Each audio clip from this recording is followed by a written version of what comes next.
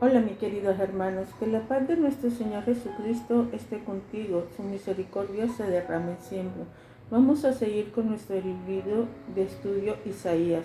Vamos a estudiar Isaías 7, 1 al 12, 6, el libro de Emmanuel. Emmanuel quiere decir Dios con nosotros. Son conceptos bien conocidos en el mundo cristiano. Generalmente se usan mucho en la época de Navidad y después se olvida el resto del año. Qué lástima. El hecho de conocer la presencia permanente del Señor con nosotros debe llenarnos de gozo los 365 días del año. Israel había sido condenado por su perversidad y corrupción, capítulos 1 y 6 que vimos en la lección anterior. Pero a pesar de estas imperfecciones, podía confiar en la presencia de Dios en ellos. Abarca del capítulo 37 al 37 todos sus mensajes relacionados con la situación histórica que vivía la nación de Israel y el Medio Oriente durante la última mitad del siglo VIII a.C. El poder dominante durante esa época era el imperio asirio. Después de un periodo de decadencia, Asiria comenzó a resurgir bajo la dirección del rey conquistador Tiglat-Pileser III y consiguió siendo la nación más poderosa hasta ser eliminada por Babilonia a fin del siglo VII. En la escritura encontramos que cuando Isaías escribía, el Oriente Medio estaba en crisis debido a las incircuncisiones de Asiria. Por esta razón, denominaremos esta época la crisis asiria. Hay dos épocas de crisis, en realidad hubo dos periodos de Israel con Asiria. El primero comenzó en el año 734 a.C., cuando Acab reinaba en Judá y Tiglat-Pileser III, conocido como Pul en Babilonia, dirigía a Siria. El segundo suceso durante el reinado de Ezequiel y el protagonismo sirio de Senequerib llegó a su culminación en el año 701 a.C., cuando los asirios llegaron a la puerta de Jerusalén. El mensaje principal de los capítulos 7 a 37 es: confiad en el Señor. En medio de todas sus crisis, Israel debería aprender a esperar en su Dios santo. Los verbos confiar, esperar, creer y sus sustantivos respectivamente se usan 27 veces en estos capítulos del 7b hasta el 37-10. Todas las experiencias y mensajes de esta sesión tienen como propósito despertar la confianza en el pueblo de Dios. Entonces, la clave es confiar. Confiemos siempre, mis queridos hermanos, en el Dios omnipotente. Del 7 al 12 es el libro de Manuel. La primera división de la segunda sesión del libro de Isaías abarca los capítulos 7, 12 y se conoce como el libro de Manuel. Su propósito era comunicar que la nación había que confiar en el soberano santo porque él estaba con ellos. La división comienza en el nacimiento de Manuel 7:14 y termina con el Santo de Israel morando eternamente en medio de su pueblo 12:6b. El concepto también se encuentra en el capítulo 8, 8 y 10. El enfoque de los capítulos 7 y 10 es histórico. Con pocas excepciones, los profetas cumplieron en la misma época. Hablan de los reinos de este mundo. Casi toda la porción es profecía ya cumplida. Los capítulos 11 y 12 son netamente escatológicos porque atañen al acontecimientos futuros y tratan del reino mesiánico. ¿Cómo era la situación concreta histórica? Se encuentra definida entre el 7:1 y 2 y el 5:6. Asiria se estaba movilizando hacia el occidente y iba conquistando todos los pueblos que encontraba a su paso. Israel, el reino del norte, y Siria se habían aliado para resistir su ataque y querían que Judá, el reino del sur, se uniera a ellos, pero el rey Acab no quiso colaborar. Así que Israel y Siria atacaron a Jerusalén, esperando imponerse y obtener la ayuda judía en su lucha contra Siria. El rey y la gente quedaron totalmente aterrorizados por la situación. ¿Qué deben hacer los israelitas? Simplemente confiar en el soberano santo que nunca los abandonaría. El año 734 a.C. Un mensaje para Judá 7:3 al 9:7. Acab y su pueblo necesitaban aliento, y en estos capítulos Isaías da una serie de mensajes alentadores para animarlos a confiar en el Dios Santo. Confianza en la presencia del Señor, 3:25. No temas, sino confía en los dichos del Señor. El Altísimo le dio estas frases para quitar el temor. Un remanente volverá, es el significado del nombre del hijo de Isaí, ser Jesús. Todos los nombres de esta sesión tienen importancia por el desarrollo del tema. 8:18. El Señor siempre tiene un remanente fiel. Son carbones de tizón humeante, versículo 4, pronto al apagarse. Los dos reyes y sus reinos tendrán poca duración. De hecho, en el año 732 a.C., solo 2 años después, ambos monarcas fallecieron. Tercero, no resistirás ni serás, versículo 7, Subdán 5:6, no tendrá éxito, y para el año 669 a.C., Israel perdería totalmente su identidad, 8:9. Fue en ese año que los asirios comportaron tantos gentiles para que probaran el reino del norte, por la nación dejó de existir. Esdras 4:2, Segunda de Reyes 17:24. En estos dichos, la gente tenía todo lo que necesitaba para confiar, pero Dios le dio una palabra adicional instándolo a ejercer su fe. Si vosotros no creéis, de cierto no permaneceréis. Versículo 9. No temas y no confíes en la señal de Emmanuel. 10:12. Jehová tomó la iniciativa ofreciendo dar una señal acá para reforzar su fe en los dichos divinos. En forma totalmente hipócrita, el rey rechazó la oferta divina, versículos 10-12. La historia revela que él tenía sus propios planes. En vez de confiar en el Señor, en tiempos de crisis optó por confiar en la fuerza del hombre. Ya había hecho una alianza con Asiria para que ella peleara en contra de Israel y Siria, salvando así a Judá de las situaciones críticas. Entonces, pensemos, ¿cuántas veces se ha comportado como Acab, teniendo la palabra segura del Señor y sabiendo que Él siempre cumple lo que ha prometido? Ha preferido utilizar su propio plan y escape al tener dificultad en vez de confiar. Qué fácil es depender del brazo de carnes y huesos. La señal rechazada por el rey fue enviada por el Omnipotente a pesar de su resistencia humana. La señal consistía en anunciar el nacimiento de un niño cuya madre era virgen. El nombre del niño sería Emmanuel, Dios está con nosotros. Nótese que lo importante de la señal no era la escritura, sino el nombre. Cada vez que los judíos lo vieran, serían confortados por el hecho de que Dios está con ellos y podían confiar en Él. Hay dos aspectos de esta señal. El primero es histórico, que vemos en los versículos de nuestro texto. Antes de que el niño llegara a la edad de raciocinio, los dos monarcas enemigos serían derrotados, 15 y 16 versículos, y el aliado de Judá, Asiria, se convertiría en su perseguidor, versículo 17. Todo esto sucedió como el Señor lo había dicho históricamente, lo puedes comprobar. El segundo aspecto es el profético, Mateo 1:23. Bajo la inspiración del Espíritu Santo cita Isaías 7:14 como respaldo para la doctrina de la concepción y nacimiento virginal de Cristo el Mesías, pues que no confían enviaré un azote disciplinario, 18:25. Estos versículos son una exposición de la promesa del versículo 17.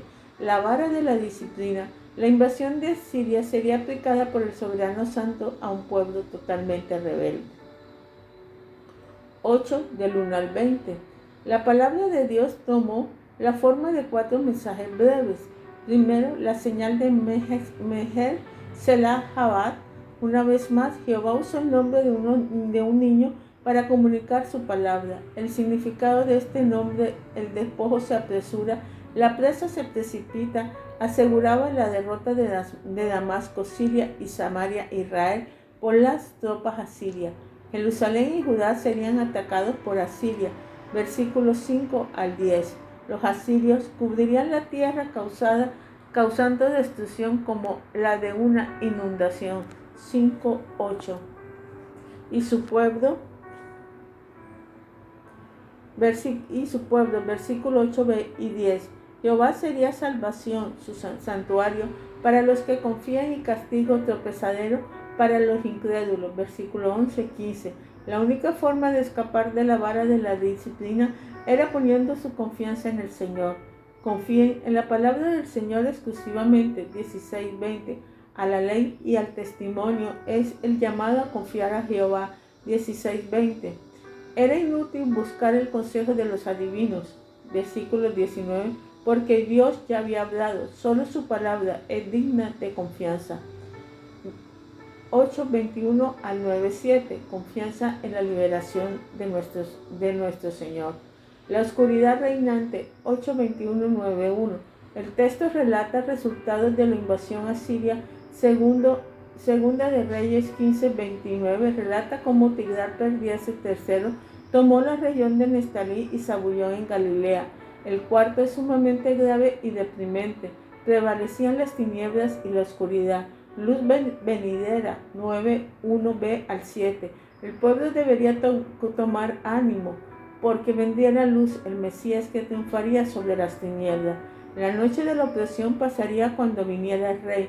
El cumplimiento de esta profecía tenía dos aspectos. Primero, el ministerio de Cristo en su primera venida, versículo 1-2, Mateo 4:15 al 16 y Lucas 1:79. Relacionan esta predicación con la obra de Jesús, la luz del mundo. El enfoque está en la liberación espiritual. La segunda, la liberación física y nacional, se consumirá en la segunda venida de Cristo, cuando Él derrote a todos sus enemigos y establezca su reino de justicia y paz. Versículos 3 y 7.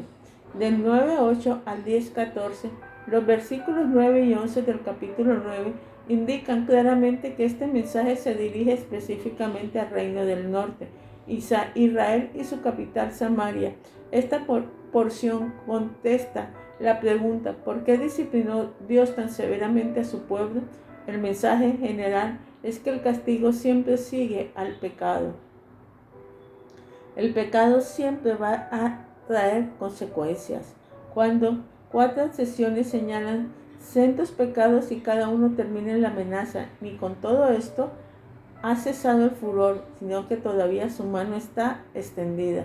9:12b, 17b, 21b, 10:4b. Había sido castigado y seguirían siendo hasta que se convirtieran al Señor. 9:13.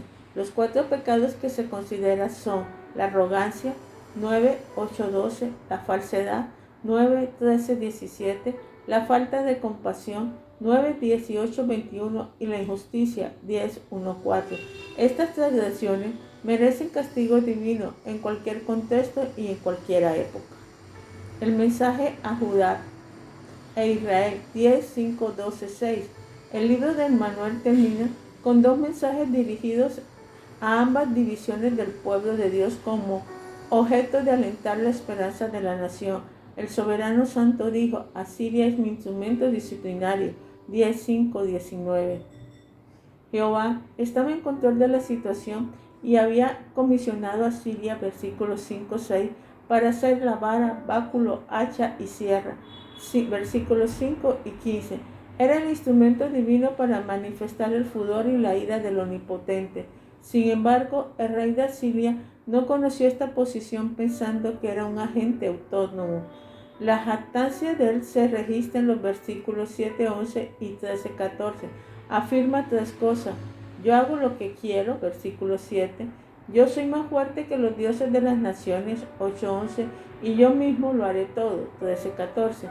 La vara arrogante recibirá su castigo merecido por pasarse de la raya en la destrucción del pueblo de Dios. Nadie puede tocar a los escogidos del Señor sin sufrir consecuencias. Entonces pensemos, medite por unos momentos en la soberanía de Dios. Él tiene el poder sobre todas las contingencias y habilidades por haber.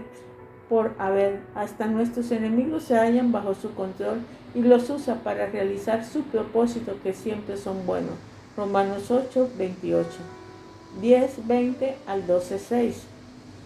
Hay 2 aspectos de la salvación que se ven en este mensaje: la histórica y la escatológica.